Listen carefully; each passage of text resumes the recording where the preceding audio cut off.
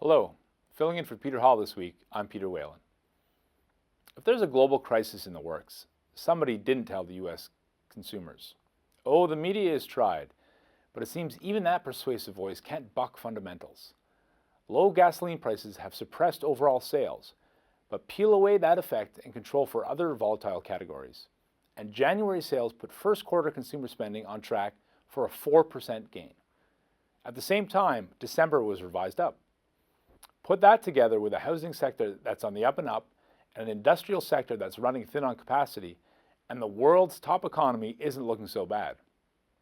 Throw in a strong US dollar, and it's clear that this situation is boosting US imports from the rest of the world. So where in the world is America shopping these days? US imports were on a roll a year ago. Annualized growth was 10% to close off 2014, and 7% more was added in the first 3 months of 2015.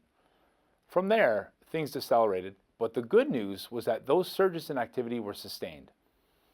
Things tailed off at the end of last year, along with disappointing GDP growth. But the recent resumption of spending growth strongly suggests an upside that is being discounted by many market mavens on account of the financial market turbulence that has gripped the world in the opening weeks of 2016.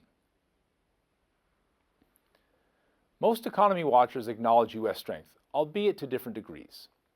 The most pessimistic forecaster sees 1.8% growth this year, but the consensus is calling for 2.2% growth. Consumption is out ahead of this, and business investment at 4% by 2017 is the growth leader. If there's a lament in this positive story, it's that the rest of the world isn't catching on. Can we expect it to? That's where U.S. imports come in. If American growth is having any effect on the rest of the world, then it should be evident in the trade statistics. Overall numbers are being suppressed by poor showings on the energy front. Normally, this would be a key signal of weakness. A faltering industrial production machine that needs less energy imports from the rest of the world. This time around, it's reflecting crashing world energy prices and much higher U.S. domestic production. Look at the rest of imports, and the story is much brighter. In December, food and beverage imports were up 5.7% year-on-year in inflation-adjusted terms. Auto sector imports posted an 8.8% gain.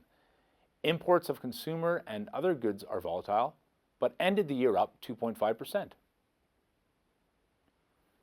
These numbers are impressive, flying in the face of general impressions. So who's benefiting? Last week's commentary put Canada way up on the list. It doesn't look that way in the U.S. numbers until the energy numbers are stripped out.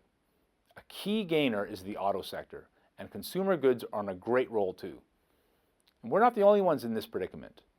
Mexico is seeing its numbers do the same. Pan across the pond, and Western Europe has its own positive story to tell. Things are on the up and up in Germany after a choppy start to last year.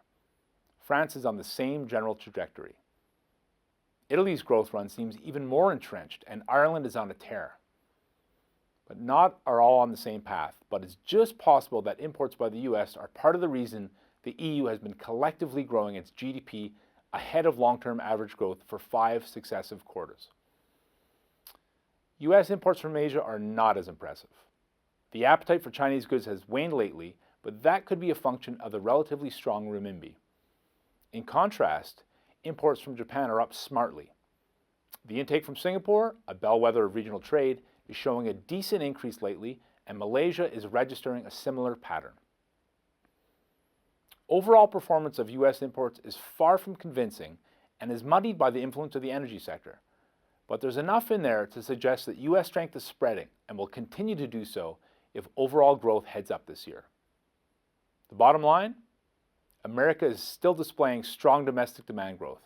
This is stoking import demand from the rest of the world and is being further encouraged by a strong greenback. Spreading is happening, and long may it continue. Until next week, I'm Peter Whalen.